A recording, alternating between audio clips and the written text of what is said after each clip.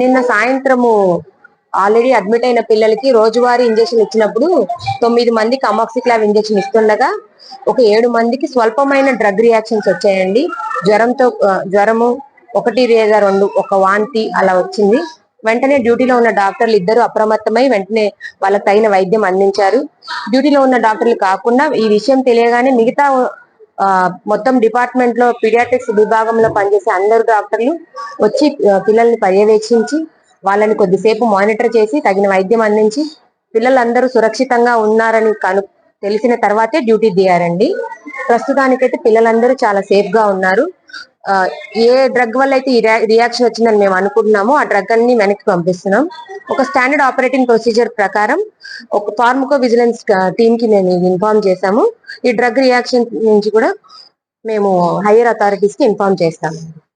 కృష్ణా జిల్లా మచిలీపట్నం ప్రభుత్వ ఆసుపత్రిలో చిన్నపిల్లలకి అమాక్సిలిన్ అనే ఇంజెక్షన్ చేయటం వల్ల తీవ్రమైనటువంటి అస్వస్థతకు గురైనటువంటి సందర్భంలో మరి ఈరోజు మాజీ పార్లమెంటు సభ్యులు కొనకళ్ళ నారాయణరావు గారు మేమందరం కలిసి మరి వారిని పరామర్శించడం జరిగింది. ఇది చాలా చాలా దురదృష్టకరమైనటువంటి సంఘటన. ఇది పూర్తిగా ప్రభుత్వ నిర్లక్ష్యంగా మేము భావిస్తూ ఉన్నాం. ఎందుకంటే సాయి ఫార్మాస్యూటికల్ అనే సంస్థ నుంచి అమాక్సిలిన్ అనే ఇంజెక్షన్ని సప్లై చేయడం జరిగింది. 9 మంది పిల్లలకి ఇంజెక్షన్ చేస్తే 7గురు దాదాపు ప్రాణాపాయ స్థితికి, ఎందుకంటే ఆ తల్లిదండ్రులు వాళ్ళు చెప్తా ఉన్నారు వాళ్ళు పడినటువంటి వేదన. దాదాపు 3 గంటల వరకు 10 గంటలే చేస్తే 3 గంటల వరకు డాక్టర్లు తీవ్రంగా శ్రమించి వాళ్ళని ప్రాణాలను కాపాడినటువంటి పరిస్థితికి వచ్చిందంటే ఇవాళ ఎంత నిర్లక్ష్యం జరుగుతుందనే దానికి ఇదే ఒక నిదర్శనం. పూర్తిగా దీని మీద విచారణ చేయాలి. ఎవరైతే సప్లై చేశారో సాయి ఫార్మాస్యూటికల్ అనే సంస్థని ఇమ్మీడియట్గా బ్లాక్ లిస్ట్లో పెట్టాలి. దీన్ని ఎందుకంటే చిన్నపిల్లల ప్రాణాలతో చెలగాటమాడే పరిస్థితి ఇవాళ ఈ ప్రభుత్వం చేస్తూ ఉంది. నాసి రకమైనటువంటి మందులు వాళ్ళకి ఎటువంటి అనుభవం లేనటువంటి కంపెనీలకు ఇచ్చి ఇవాళ ఇటువంటి మందులు సప్లై చేస్తూ ఉంటే ఇవాళ ఆయాసం వచ్చినా అదే మందు, జ్వరం వచ్చినా అదే మందు, లేదా వేరే రకమైనటువంటి అయినా అందరికీ ఒకే రకమైనటువంటి మందు ఇచ్చే పరిస్థితి. ఎందుకంటే మెడిసిన్ సప్లై కూడా లేదు హాస్పిటల్స్లో. ఇవాళ చాలామంది పేషెంట్లకి ఒకే రకమైనటువంటి మందులు హాస్పిటల్స్లో ఇస్తున్నారంటే ఇది చాలా, ఎందుకంటే చాలా కాలం నుంచి మేము చెప్తున్నాం ఇది చాలా దుర్మార్గమైనటువంటి కార్యక్రమాలు ఇలాంటివి చేయటం అనేది. దయచేసి ప్రాణాలతో చెలగాటం ఆడొద్దు. గతంలో కూడా ఇదే హాస్పిటల్లో కోవిడ్ వల్ల అనేక మంది చనిపోవడానికి కారణం ఆనాటి ప్రజాప్రతినిధులు. మరి దాని మీద విచారణ కూడా చేయలే.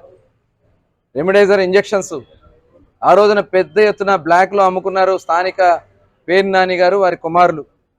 ఆ రోజున విచారణ పేరుతో దాన్ని అటకెక్కించారు. స్వయంగా వారే చెప్పడం జరిగింది. అలాగే ఆ రోజున స్కానింగ్ సెంటర్, సొంత స్కానింగ్ సెంటర్లు పెట్టుకుని ఇవాళ ఒక వ్యాపార కేంద్రంగా గవర్నమెంట్ హాస్పిటల్ తయారు చేస్తూ ఉన్నారు. స్కానింగ్ సెంటర్ పెట్టుకుని ఇక్కడికి వచ్చిన వాళ్ళందరినీ ఆ స్కానింగ్ సెంటర్ పంపించడం. ఆ రోజున ఆక్సిజన్ ఫెయిల్ అవడం వల్ల దాదాపు 11 మంది ప్రాణాలు పోయినాయి, బయటికి రాకుండా దాన్ని నొక్కేశారు. ఇలాంటి అనేక సంఘటనలు వాళ్ళు కేవలం పేర్ని నాని వారి కుమారులు ఈ హాస్పిటల్ మీద చేసినటువంటి పెత్తనం వల్ల ఇవాళ హాస్పిటల్ ఈ రకంగా తయారవుతోంది. ఖచ్చితంగా వీటన్నిటి మీద కూడా విచారణ జరిపిస్తాం. మేము ఇప్పుడు ఇమ్మీడియట్గా చెప్తున్నాం, ఎవరైతే సంస్థ సప్లై చేస్తారో వాళ్ళని బ్లాక్ లిస్ట్లో పెట్టి ఇమ్మీడియట్గా వాళ్ళ మీద యాక్షన్ తీసుకోవాలి. పసిపిల్లల ప్రాణాలు ఇవాళ దాదాపు చాలా భయకంపితులు అయిపోయారు వాళ్ళ తల్లిదండ్రులతో. ఈరోజు నేను మాట్లాడుతుంటే నిజంగా డాక్టర్స్ ప్రాణభిక్ష పెట్టారు, వాళ్ళకి సేవ చేశారు. డాక్టర్స్ మనస్ఫూర్తిగా అభినందిస్తా ఉన్నా. ఇలాంటి సంఘటనలు పునరావృతం కాకుండా చూసుకోవాల్సినటువంటి బాధ్యత మరి ప్రభుత్వం మీద ఉందని కూడా నేను తెలియజేస్తాను. హాస్పిటల్ కమిటీ అభివృద్ధికి చైర్మన్గా కలెక్టర్ గారు ఉంటారు. కనీసం కలెక్టర్ గారిని హాస్పిటల్లోనే కూడా రానివ్వకుండా వాళ్ళ మెంబర్స్ని వేసుకుని వాళ్ళ పెత్తనాలు ఇక్కడ హాస్పిటల్లో ఇక్కడ ఏదైనా కార్యక్రమాలు జరగాలంటే ముందు వాళ్ళ రికమెండేషన్ కావాలి. సామాన్య పేద ప్రజలు వచ్చి ఇక్కడ ఎదురు చూడాల్సినటువంటి పరిస్థితి వస్తూ ఉంది. సర్జరీలు కావాలంటే వాళ్ళు చెప్పాలా, వాళ్ళకి ఏదైనా మెడిసిన్స్ కావాలన్నా వాళ్ళు చెప్పాలా. ఇది చాలా దుర్మార్గమైనటువంటి ప్రతి పేదవాడికి ఈ హాస్పిటల్ ఉపయోగపడాలి. ఆ విధంగా చేయాలి. కలెక్టర్ గారు దీని మీద ప్రత్యేక శ్రద్ధ తీసుకోవాలని చెప్పి నేను కోరుతాను.